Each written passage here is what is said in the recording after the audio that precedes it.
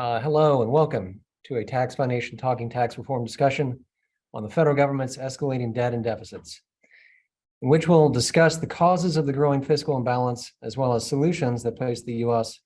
on a path of fiscal sustainability. I'm Will McBride, Vice President of Federal Tax Policy, and Stephen J. Hinton, Fellow in Economics at the Tax Foundation. I'll be the moderator of the discussion, and we are joined by two expert panelists. First, Brian Riedel, Senior Fellow at the Manhattan Institute, focusing on budget, tax, and economic policy, will describe the federal budget outlook and major causes of the growing debt. Erica York, Senior Economist and Research Manager at the Tax Foundation, will follow up with a discussion of how tax policy fits in to this debate and what has worked historically to sustainably reduce debt. We will then have an extended question and answer period with our guests and welcome questions from the audience. Topics covered will include the recent debt ceiling deal, the upcoming fiscal cliff in 2025, and long-term budgetary reforms. Before we start, two housekeeping items. This webinar is being recorded and will be available on our website for later viewing. All attendees are muted, but feel free to ask questions using the Q&A button on the bottom banner. When asking questions, please include your name and organization and the panelist your question is directed to. All right, Brian, let's start with you. How is the federal budget looking these days? Is it really as bad as it appears? Thanks, Will, and thanks, Erica, Tax Foundation. Thanks for the audience for spending some time. It's worse than people think. It's worse than people even talk about. I'm going to walk through just the enormity of the deficits we're facing and how much it's going to grow over the period. If we can start with the charts. Here we go. Start to the next chart, please. The short term, we're going to start with the short-term deficits, just to give you a view of what's happening right now legislatively. What you can see is that obviously the deficit was growing under Trump, but it was under $1 trillion. Then we had the really big pandemic spike.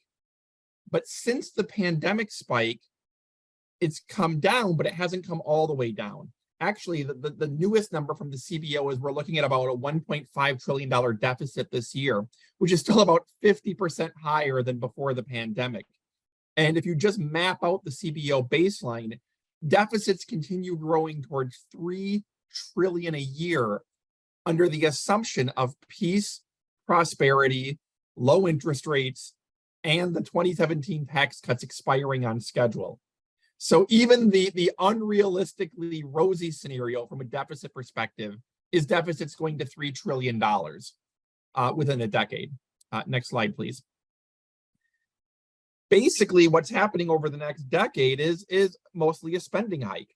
You look at revenues since 1960 have averaged about 17% of GDP. They're projected to be 18% of GDP. So revenues are going to be higher than typical.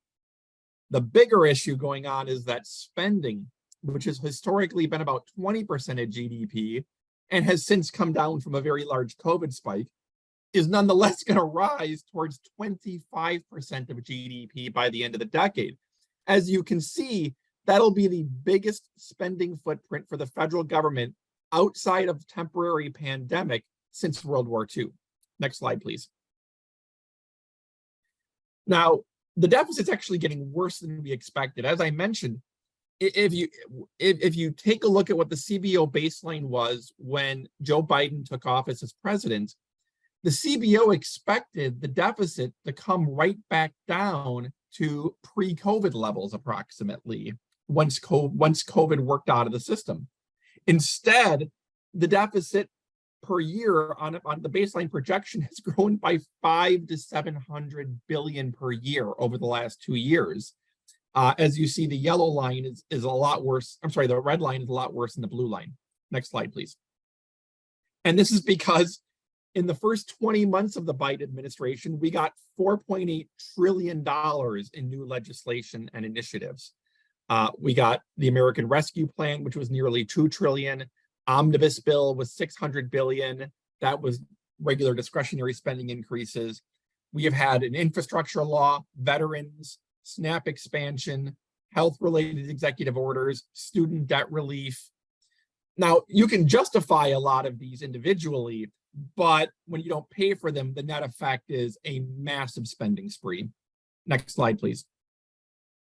So if we look out moving forward, the next 10 years or so, why are deficits going to $3 trillion a year?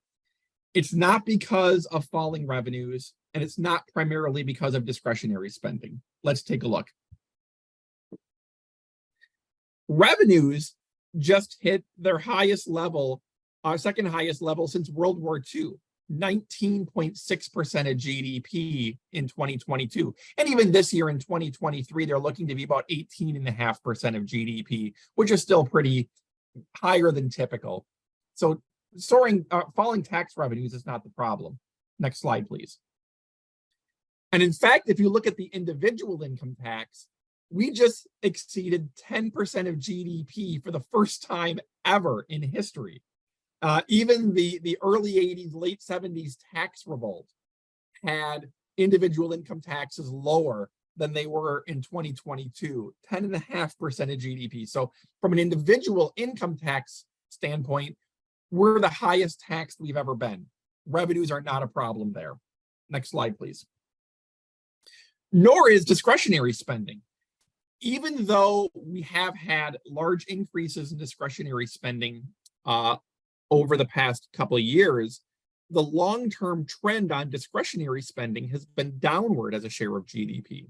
You see the blue line for defense was 9% of GDP in the 60s, 6% of GDP in the 80s.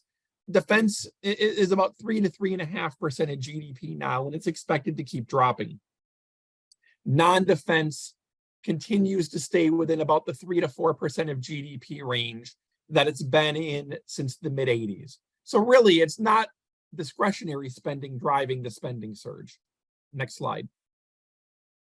Instead, if you just want to take a look back historically, remember in 2000, some of us are old enough to remember that in 2000, we had a budget surplus of 2.3% of GDP. And the big debate during the 2000 presidential election is how to spend the big surplus. Well, last year we had a deficit of 5.6% of GDP. So that means the fiscal position dropped 7.9% of GDP in 22 years. What happened? Revenues only fell slightly. But the big factor is the blue area, which was Social Security and healthcare and other mandatory spending jumped 7.2% of GDP. That drove primarily the shift from surplus to deficit. Social Security and healthcare and other mandatory spending. Next slide, please. In fact, if you just look at growth rates since 2000 levels on spending, you see Social Security has grown 88% faster than inflation, Medicare 144% faster than inflation, Medicaid 218% faster than inflation. Really, entitlement spending growing double or even nearly triple the speed of inflation is ultimately what has driven deficits to rise. Surprisingly, this may surprise some people, defense has actually been the slowest growing part of the budget other than interest. It's grown 62% faster than inflation, or about by $288 billion over this period. Next slide, please. Another way of looking back is where spending went as a share of the budget. The first thing you notice is that defense spending has gone from being half of federal spending to just about 1/8. And the decline in defense spending has been filled in by Social Security and Medicare, which has grown to 34% of the federal budget and growing. Anti-poverty is up as well, but really the national security state has for more or less been replaced by an entitlement state. That's really where the money is going. Next slide, please. And if you look at spending over the next decade, looking back from 2008 to the CBO projections for the next decade, and you adjust for inflation, you see what's driving spending as an increase. Defense spending is pretty level. It's going to be roughly level at 2008 levels adjusted for inflation. Non-defense has risen a lot as a percentage, but in absolute dollars adjusted for inflation, it's been about 330 billion. Really, it's Social Security and healthcare rising by $2.2 trillion adjusted for inflation over this 24-year period. That budget has gone from 1.6 trillion to 3.8 trillion dollars. There's really nothing you can do that compares anywhere to those. And this has driven up interest costs up $635 billion over this period. Again, this is adjusted for inflation. You see that Social Security and healthcare overwhelmingly drives the spending hike. Next slide. So moving forward long term, I'm establishing how much of it is Social Security and healthcare, and specifically more directly, Social Security and Medicare drive long-term deficits. Next slide, please. This is a pretty scary chart. CBO assumes that the total debt as a share of the economy, which is the main way we like to measure debt as a share of the economy, because it's kind of like measuring your household debt as a share of your income. The more income you earn, the more debt you can afford. We were at 106% of GDP during World War II, but then over the next 3 decades, we got the debt down to 23% of GDP, not because we were running huge surpluses, but because deficits only averaged 1% of GDP at the time when nominal GDP growth was averaging about 5 or 6% nominal. So you had the economy growing faster than the debt. We had some growth, but even as late as 2008, we were only at 39% of GDP. Well, we already spiked to nearly 100, and now we're going to 185% of GDP. And again, this is the scenario: no wars, no recessions, no spending hikes, all tax cuts expire, low interest rates. By the way, if you assume higher interest rates, each point interest rates rise adds 40% to that 2022 or 2052 figure. So if interest rates go to 5% instead of 4%, which is what CBO assumes, you're up to about 225% of GDP. Scary stuff. Next slide. And long term, ultimately, it is spending driving the debt up so high. This is the same chart I showed you before, just pushed out into the 2050s. What again you see is that revenues will go to 19% of GDP.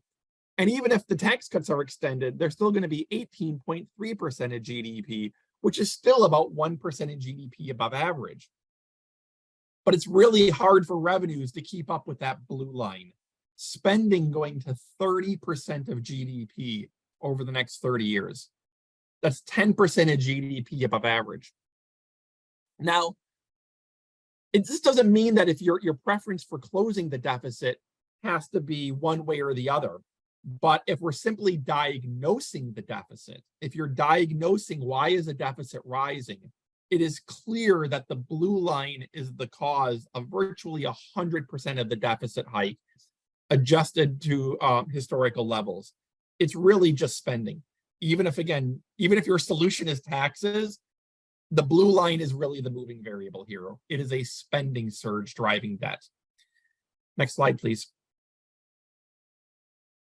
Now, if you take the same chart and you fill in what is causing the spending surge, this is what you get.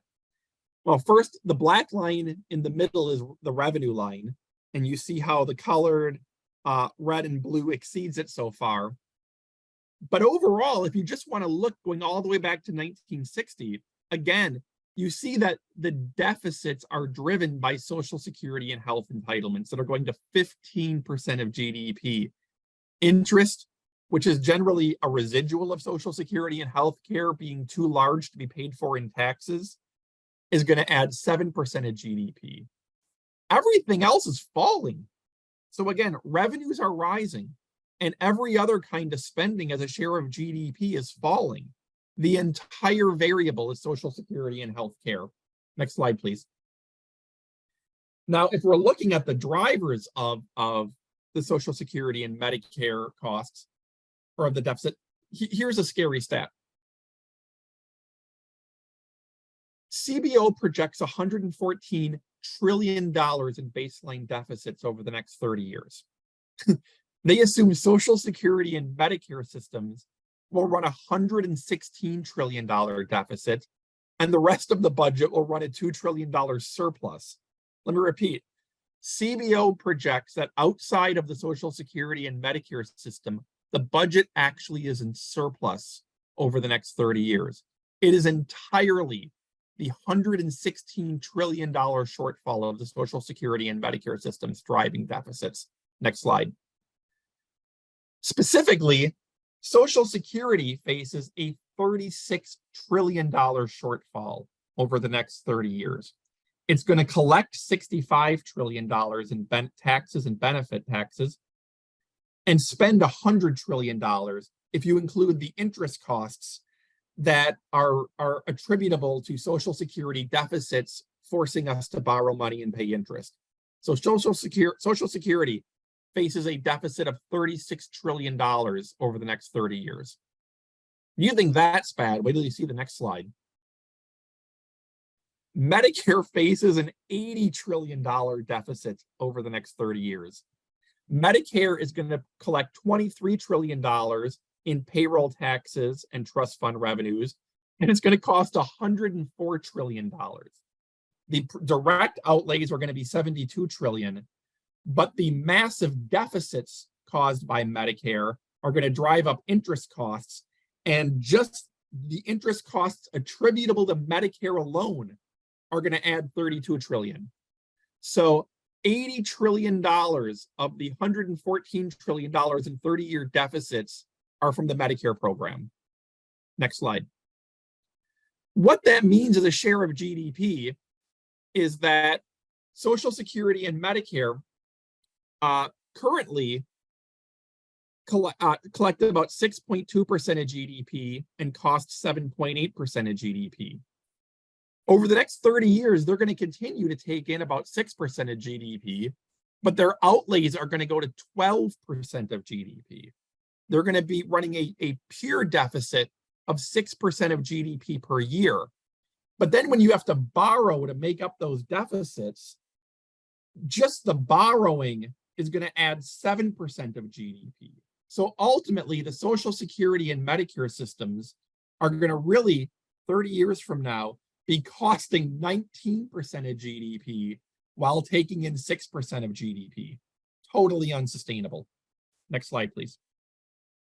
So if you just take a look at what CBO is telling us, they're saying 13 or 30 years from now, the Social Security and Medicare systems alone will be running a deficit of 13% of GDP at a time when the rest of the budget is actually running a surplus of 2.2% of GDP.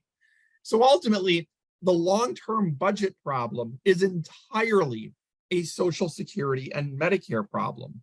And what that means moving forward is that our choices are to either try to run huge surpluses outside of Social Security and Medicare, massive tax hikes, or zeroing out a lot of the other spending, or we can actually try to fix the Social Security and Medicare systems. I think that's the more realistic option, because it's just not sustainable to have two programs running a 13% of GDP deficit. You're just not going to find enough savings in tax revenues or the rest of the budget to close that gap. So that is where we're headed over the next 30 years. It's a depressing picture, and it's a picture that, to be honest, politicians don't want to talk about because the solutions are not popular, but this is what we're facing. Thank you. Okay, thanks a lot, Brian. That was enlightening, a little scary, but I think you got your point across there. Erica, let's move on to your sides. I'm wondering what you can tell us about what works to sustainably reduce debt, and how should we think about tax policy within this context? Yeah, thanks, Will, and thanks, Brian. We can pop up the slides. So Brian has painted the picture that we have fiscal troubles, but we're not the only country that has ever had or ever will have fiscal issues, whether that's growing deficits, whether that's a large amount of debt. And recently, the International Monetary Fund updated a survey of studies on experiences of other countries around the world that have successfully dealt with their fiscal situations. And in this paper, success is defined as like a sustained improvement in deficits as well as debt to GDP levels over a period of years. And what they found is that those successful fiscal consolidation packages often involve both tax and spending measures, but the shares of how much is devoted to tax increases and how much is devoted to spending reductions really has a significant impact on success. So additional follow-up studies that they've looked at suggest that if you rely on tax increases to reduce deficits, you tend to see a much larger negative impact on the economy that lasts much longer than a spending-based measure. And therefore, you see less successful track record when policies rely primarily on tax increases. That difference is largely due to the response of private investment because business confidence falls to a greater degree and for a much longer duration after a tax-based plan than a spending-based plan. So overall, the preponderance of evidence shows that a spending-based adjustment, which a general rule of thumb means 60% or more of the savings comes from spending cuts and 40% or less from tax increases, has the best track record of success. Other factors that are important for success include public perception that the government is actually going to fulfill on its commitments. So credibility is really important for success, as well as gradual adjustments. So not coming in with a really front-loaded change or a really major structural policy change, but instead gradually making adjustments to spending and tax policy over time. So if we applied this rule of 60%, 40% to the US context and started with just stabilizing debt at its current share of GDP, over the next decade, that would require roughly $8 trillion in savings. And so that implies about a $3 trillion upper limit or ceiling on what we would see for a tax increase. And it's not just the shares that matter, it's the design matters too. So when it comes to how to raise tax revenues, it's most efficient and most successful to look at less distortionary types of taxes. So that would be things like consumption taxes or broadening the base of income taxes. And then on the spending side, the literature indicates it's really important to avoid cutting government investment and instead looking at transfers or government wages. And as Brian has showed us, it's mainly these transfer programs, these entitlement programs that are causing our deficit situation currently. So we can advance to the next slide. We're gonna, just pop in the first one, Tyler. So to illustrate the point that taxes really matter, we can look at some scenarios of what it would take if we tried to close the budget gap with taxes alone. So we use Tax Foundation's taxes and growth model to estimate the revenue and economic effects of some of these different tax changes. And so if we looked at an option like raising the corporate income tax rate to 35%, which is where it was before the 2017 tax reform, and raising the top rate on individual income to 50% and kicking that in at these levels that we see talked about a lot, the $400,000 and $450,000. That would only make a small dent in the $20 trillion deficit that's projected over the next decade. And it would have a pretty significant negative impact on the economy. And when you factor that in and look at the dynamic revenue that would be raised, you're making an even smaller dent in the deficit. So if we build on that, put the next option up, what if we hike the corporate tax rate higher and hike the individual income tax rate higher and get rid of two major itemized deductions to broaden the base? We get a little bit closer, but notice the economic effect here. We're talking about some really significant steep trade-offs in terms of economic output, in terms of private investment, and in terms of wages that people earn. And we're not really even balancing the budget. And we can put our final option up here. It would take something very dramatic to fully close the projected deficits over the next decade, which would be a value-added tax of about 15% layered on top of our existing tax system. So you'll see on the conventional basis, this raises a little more than $20 trillion. When you factor in that negative economic impact, you're closer to $17 trillion. And this is a brand new, really large tax on top of our existing tax system. So there would be no political appetite for something like this. And it just illustrates the trade-offs of looking to taxes alone to rely on closing our fiscal gap. It's just not a realistic picture. So we can go to the next slide. Really, instead of relying on higher marginal income tax rates, which research from the OECD as well as the IMF finds is the most economically damaging way to raise revenue, the research highlights the need to shift the tax mix away from distortionary taxes toward taxes with less negative economic impact for any given level of revenue. And so we can think of taxes in a hierarchy from the most harmful to least harmful. And what we find at the top is the corporate income tax. That is the most distortive type of tax we see, and it comes with the largest negative economic trade-off. That's followed closely by personal income taxes. And then the least harmful tax types are going to be consumption or property taxes, though they still come with a negative trade-off. So if we go to the next slide, Tax Foundation has recently completed a really large project that simulates what would happen if the United States were to adopt Estonia's income tax system.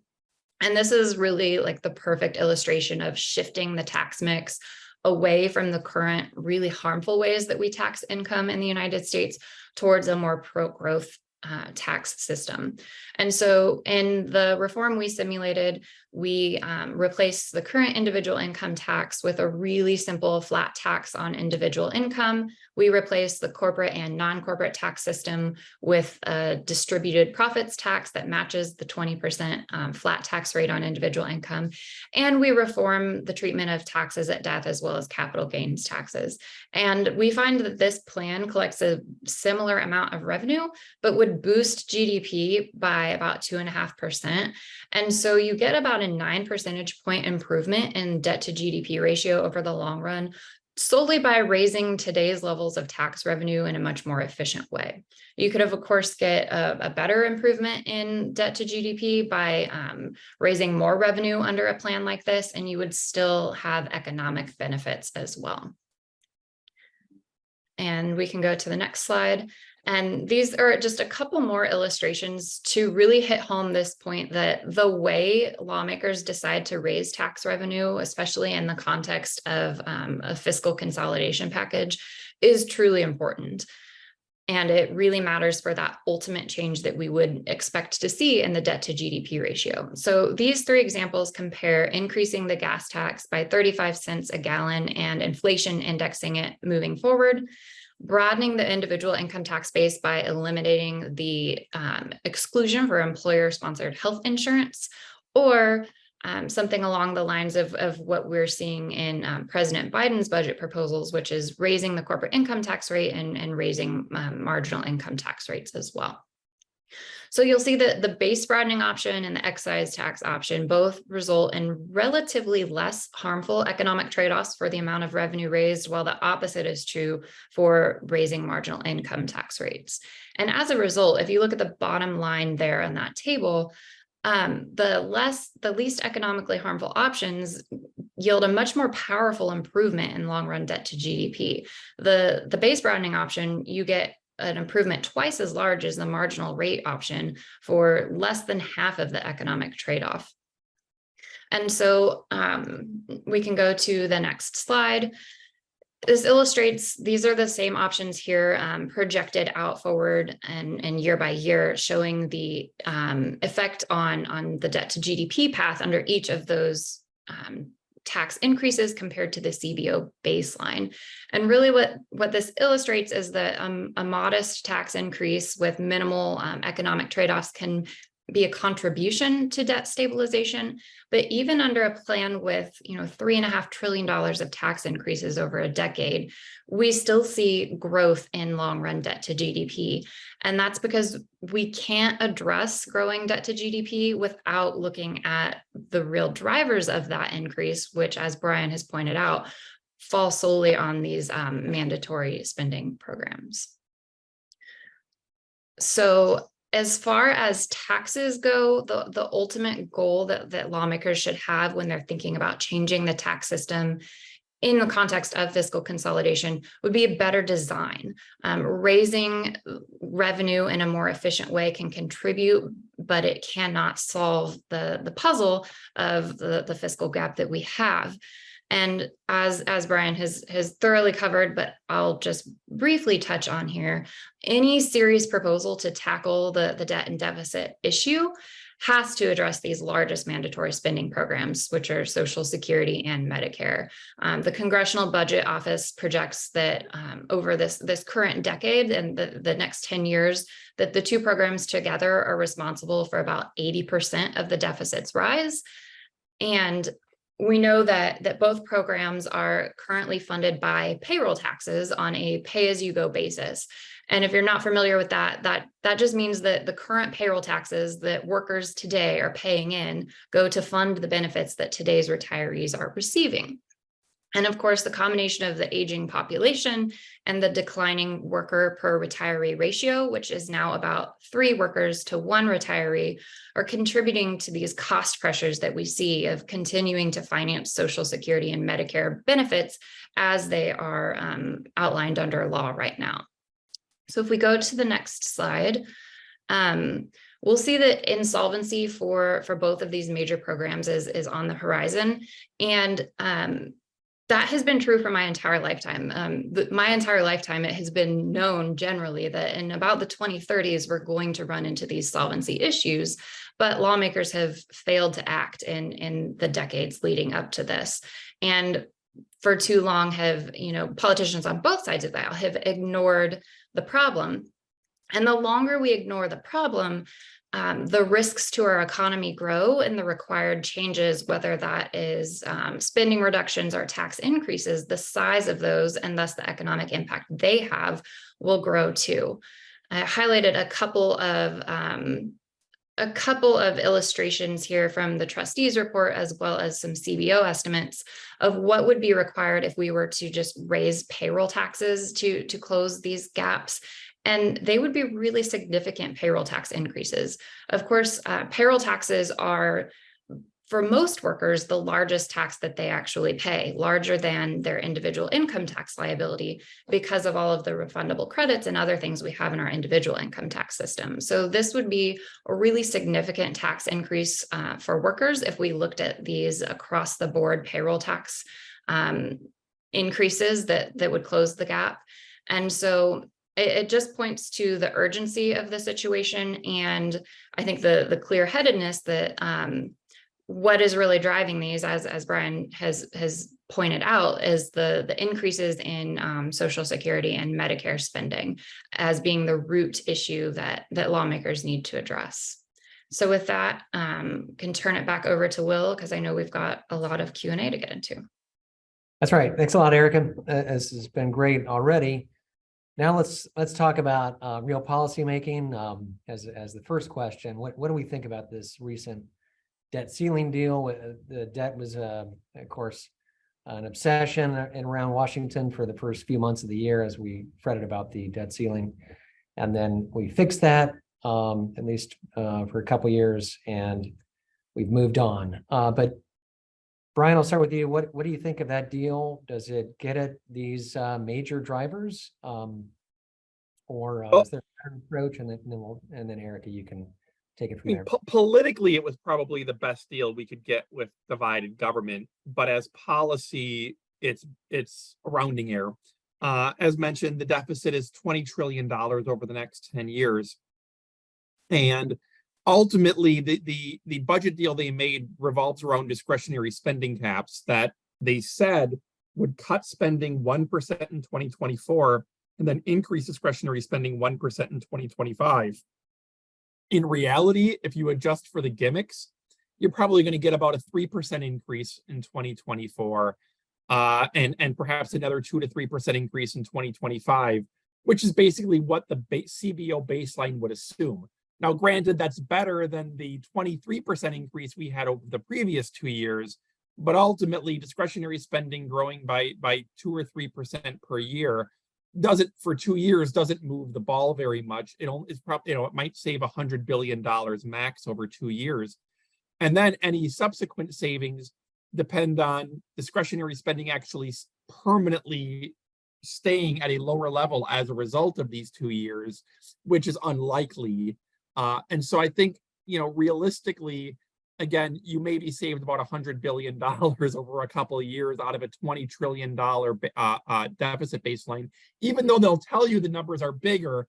If you assume no gimmicks and you assume they get renewed for the next 8 years, the reality is, unless you're doing something bold in entitlement reform or taxes, it's just not much. Got it. Erica, anything on that? Yeah, I mean, I'd largely agree. CBO came out in a letter and said that, over the next decade that the FRA would reduce deficits by 1.5 trillion, but that's, again, a sort of drop in the bucket compared to the problems that we're facing. And we're already seeing lawmakers talk about workarounds to the caps with additional, emergency, quote unquote, funding for various things. And so if they even abide by, what was agreed to, I think that would be a bit surprising. And then, unfortunately, FRA didn't touch these major drivers. It left those on autopilot. So we're still on that same long run course, even under the agreement that was reached. Okay. So next up, let's go a little bit further out in time. In 2025, we've got a fiscal cliff to end all fiscal cliffs, I suppose. The individual provisions of the Tax Cuts and Jobs Act are expiring, and various business provisions from that law are already have already expired or changing in a direction of tax increases for businesses. That includes reduced allowances for investment in R&D and equipment. Given the debt dynamics, how should we think about these policies? Erica, let's start with you and then Brian. Yeah, one of the first papers Tax Foundation wrote in 2018 after the TCJA was enacted was titled "Tax Reform Isn't Done." And it highlighted these looming expirations as well as areas of the tax code that the TCJA didn't even address, like depreciation of structures and the treatment of household saving. And so I think as 2025 approaches, we would be ill-served by an approach that would say, let's just extend all of the tax cuts, both because of the deficit impact, which if you extend all of the individual changes, if you extend the estate tax changes, and if you reverse the business phase outs that TCJA included, you're looking at a roughly $3 trillion tax cut over a decade. So that's a lot of money, especially when we're facing growing deficits already, reaching $3 trillion without these tax cuts. So I think lawmakers need to take a closer look and prioritize the really pro-growth elements. So things like 100% bonus depreciation for businesses. We know that has a short-term cost within the budget window. That's also one of the most pro-growth tax changes you can make because it's entirely aimed at new investment. And in the long run, the cost of that falls dramatically because from the government's perspective, it's primarily a timing change of when businesses are going to take those deductions. So that's a really good tax change to prioritize. Looking at lower marginal tax rates is also good to prioritize. But then you can build on what TCJA did as far as base broadening goes, looking at the state and local tax deduction, the mortgage interest deduction, the employer-sponsored health insurance exclusion, which we've already mentioned. So lawmakers have a lot of opportunity to further build on the reforms, but do so in a way that is more fiscally savvy and looking at ways to pay for these reforms. Ideally, we would look at something more fundamental, like what Tax Foundation has outlined with the Estonia tax plan. But realistically, looking at what's on the table, prioritizing the most pro-growth elements and building on base broadeners, I think is the most advisable approach as 2025 comes. Got it. Brian? Yeah, I mean, I talked to a lot of lawmakers on Capitol Hill about the 2025 tax cuts. And of course, they want to extend them for everybody. Democrats want to extend them for the bottom 95 or 98%. Republicans want to extend them for everybody.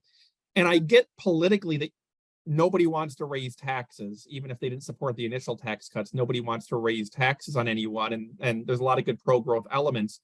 But at the same time, what I tell these lawmakers is with a $20 trillion deficit already over the next decade, as Erica mentioned, adding another $3 trillion gets us to $23 trillion. A decade from now, we're going to be spending $1.5 trillion a year on interest. No tax cuts can be sustained long-term at these spending levels. It really doesn't matter what you pass in the short term with tax cut extensions. Something has to give at some point. You can't be pushing deficits up towards $3.5 trillion or in a decade, or $4 trillion if interest rates rise. So really, long-term, if lawmakers really want to keep tax rates lower for families, and they want to keep some of the pro-growth elements like on business investment and expensing, it's really the ball is in their court to address spending and entitlements, because otherwise it doesn't really matter what the politics are. At some point, the economy will bite back on this. The bond market will bite back and something has to give. So if lawmakers want their tax cuts, they have to address spending or they just won't be sustainable. Got it. Okay, good stuff. All right, let's move on to a little more further out in time and really talk about the long-term solutions here. Both things that are way out there in terms of possibilities and things that have been mentioned by policymakers. So Speaker McCarthy indicated in the debt ceiling deal aftermath that he would be pursuing a fiscal commission as a way to address the long-term imbalances. Others, such as the late economist and Nobel laureate Jim Buchanan, who I studied under at George Mason, have recommended a constitutional amendment to rein in the debt. More down to earth, perhaps, though nonetheless off limits for discussion by almost any politician in office today, are various proposals to reform the major spending programs that are driving the debt, that is Social Security and Medicare. What are your recommendations for reform? Brian, let's start with you first and then Erica. I could give my conservative fantasy reform options, but I think the conservative movement's been doing that for 25 years and getting nowhere. And so I think realistically, we need something as soon as possible, because the sooner you get reform in, the quicker you can phase it in and be less drastic. Everything has to be on the table. Even though Social Security and healthcare are the main drivers, you can't do it all on Social Security and Medicare, and you need political buy-in. So everything, taxes, defense, everything has to be on the table. I think the bipartisan way to do it is you have things like commissions, like there's the Trust Act that would create bipartisan commissions to rein in the Social Security and Medicare trust fund deficits and bring them into solvency. There are also surprisingly bipartisan groups in the Senate talking about caps that would rein in the debt, that would set targets for the debt as a share of GDP over 10 years and require lawmakers to meet those targets or face automatic cuts. Now, granted, automatic cuts can always be canceled and there's no way around that. But I think the important thing is to start a process that gets both parties to the table, whether it's with debt caps or the Trust Act, and get a bipartisan negotiation, because neither party is going to do this on their own. And the politics would be too ugly of trying to do it all on spending cuts or tax hikes. I'm happy to get into specifics on tweaks of Medicare and Social Security, but I don't know, in the short time period we have, that's the 30,000-foot level answer. Okay, got it. Erica? Yeah, I echo what Brian says. I think it has to be bipartisan, because that's the only way you're going to get something that's lasting and sustainable. And then that also builds in with that idea of you have to have the public perception and public buy-in of the credibility of a plan. And if something is entirely one-sided, that's not going to be the case.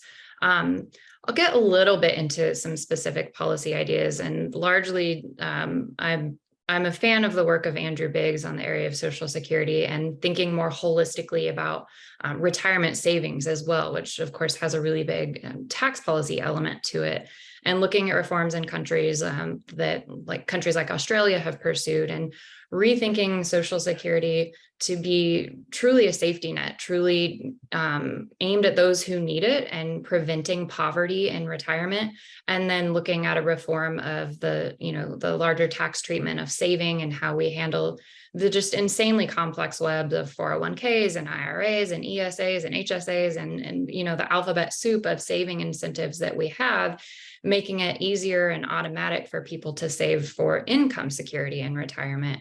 I think that combined with, like Brian said, putting all the options on the table, like base broadening options within the payroll tax, looking at specifically, I'm meaning the wage cap to adjust it to where it has been in historical terms of how much payroll it covers.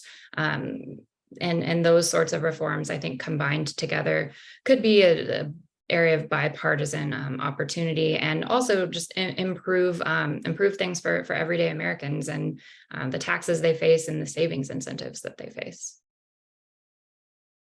Great. Okay, let's move to some of the questions we've gotten here today from the audience. So Andrew Louts wants to be more specific on Social Security. So Brian, here's your chance to give us some details there. If you have it. I'm sorry, Andrew, that I wasn't specific enough. Well, let me quickly say on Medicare, no one has a full solution to close the entire Medicare deficit, but the CBO says that if we just move to a premium support system that basically would allow people, kind of like Medicare Advantage now, to shop around for private healthcare, private Medicare plans in a more broader, unregulated way, and basically get a voucher to pay for the typical median cost plan.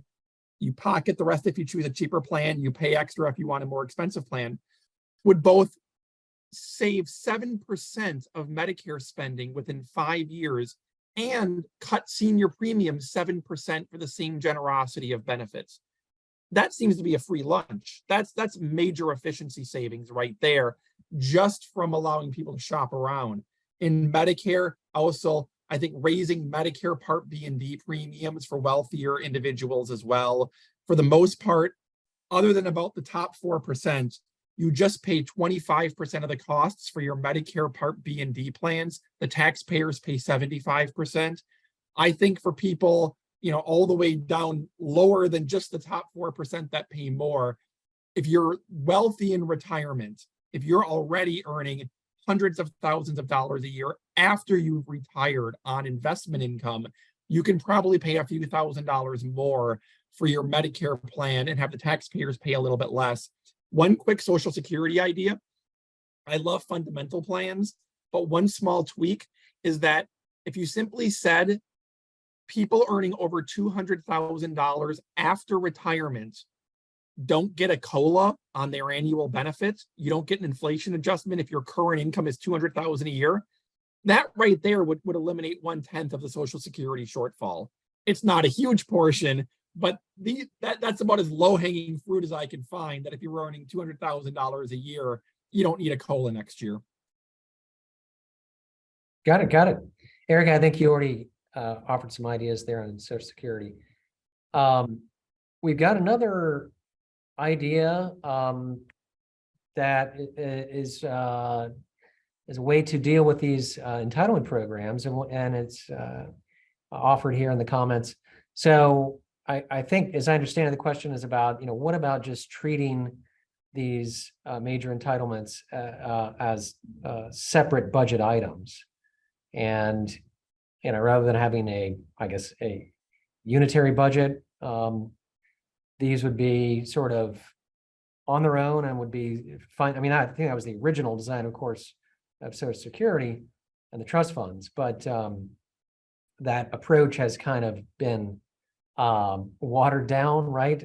As over time with the Great Society programs being more funded by general funds, and everything since being more and more without dedicated revenues.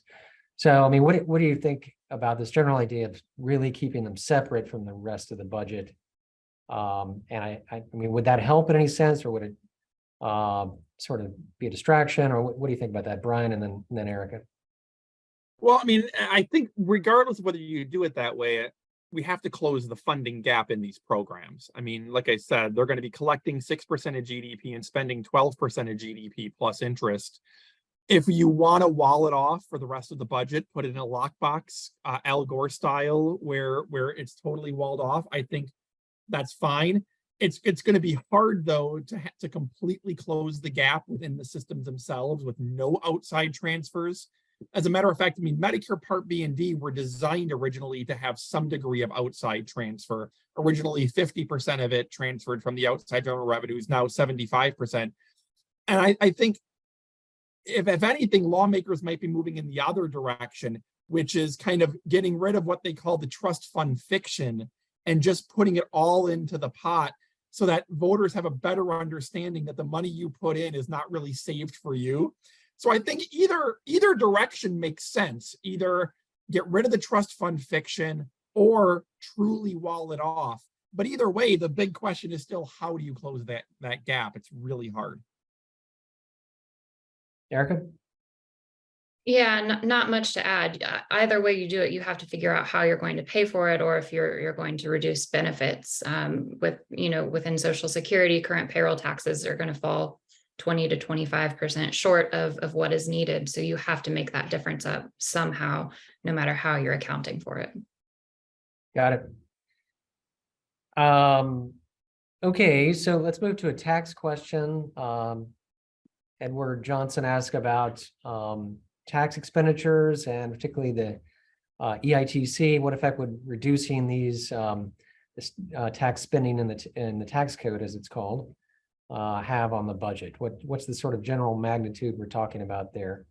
Erica, we'll start with you and then Brian. Yeah, with the EITC currently, that's about $50 billion a year.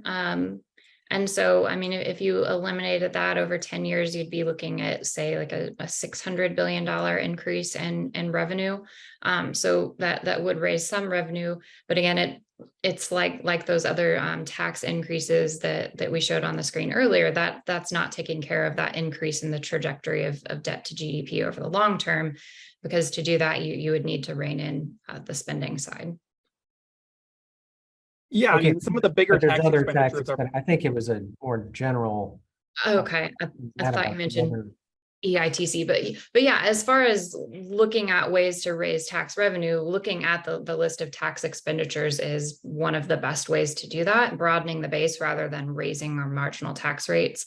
I think the most fruitful areas, while politically difficult to tackle, would be looking at the exclusion for employer-sponsored health insurance, which is like the largest tax expenditure we have in the individual income tax code. And it also is kind of a twofer. It helps take care of some of these issues that we see in health insurance markets and with rising costs. If you eliminate this major subsidy that's embedded in our tax system almost by accident, you get revenue in a less economically harmful way, and you take care of some of these other problems.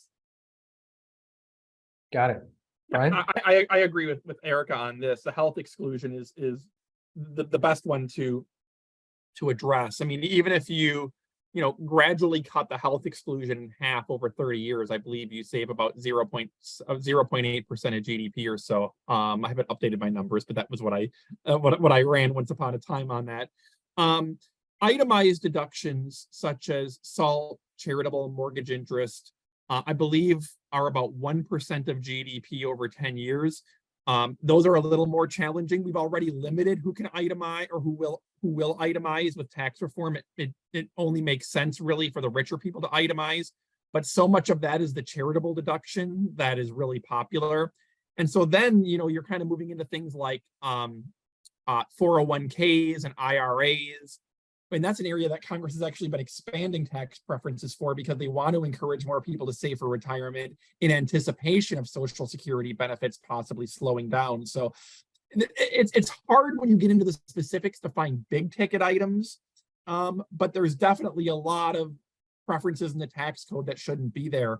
And I'm all for going after the low hanging fruit when we can find it. Yeah, I'd just add on, it's not as simple as looking at JCT's tax expenditure report and saying, let's eliminate this, eliminate this, eliminate this, because a lot of them are actually structurally important elements of the tax code that make sure we're not hitting saving or hitting investment. So you have to be really careful when you go through that list and truly look at the things that represent exclusions, like the IRA green energy tax credits are another place where we see the revenue estimates for those rising, week after week. That could be another good area to rethink in terms of raising some revenue. Okay. Indeed. Yeah, I think the estimates on those green energy credits are approaching $1 trillion over 10 years. So that's plenty of money there. Okay. In the last couple minutes we have, why don't we do a little forecasting? So Erica, we'll start with you, and then Brian. Where do you think this budget trajectory ends? We've gotten through the debt ceiling deal. It'll come up again. At the beginning of 2025? We'll do the same show all over again. Do you think at that point they will start to they being Congress and the folks in the White House start to think about the long-term sustainability of the debt? When will this become real? I know there's the historical precedent of 1983, the last time there was a commission to deal with Social Security. And as I understand it, that commission was brought together within weeks of the trust fund becoming insolvent. So are we going to wait again, which would be about 10 years from now, right, on Social Security, wait 10 years to deal with it, or will we deal with it before then? Yeah, I'm going to give the pessimistic answer. I think last minute. I think that's typically how Congress operates. If there's not some forcing mechanism to make it happen right now, there's no incentive to address it, even though we know that the policy changes will be more drastic the longer we wait. There's not a real incentive for lawmakers to put their neck on the line and say, hey, let's take care of this today. I think we'll see something similar in 2025. It'll go to about the last minute before we see movement on what happens on the individual income tax extensions, and similar with Social Security and Medicare. I think we'll wait till insolvency is looking us in the eye. Yeah, I agree that Congress is going to wait to the last minute. The two forcing mechanisms would be either trust fund exhaustion, which is coming in Social Security and Medicare in a little over a decade, or the bond market basically putting the squeeze on. And I think that's likely to happen at some point, because the $100 trillion we're scheduled to borrow over 30 years is certainly going to stretch the bond market, particularly when China and Japan only hold $2 trillion and are declining. And the Federal Reserve only holds $5 trillion of our debt and wants to decline their holdings too, because they don't want to monetize the debt. I don't know if the domestic financial markets can finance $100 trillion, at least without being bribed with really high interest rates. So I think at some point, no one knows when it's going to be, 7 years, 10 years, 15 years. Market psychology is as important as the economic fundamentals. The bond market might actually put the squeeze and start cutting us off a little bit. That could be a forcing mechanism, regardless of what happens with trust funds. Okay, so it sounds like we can count on some high interest rates to continue over the next few years.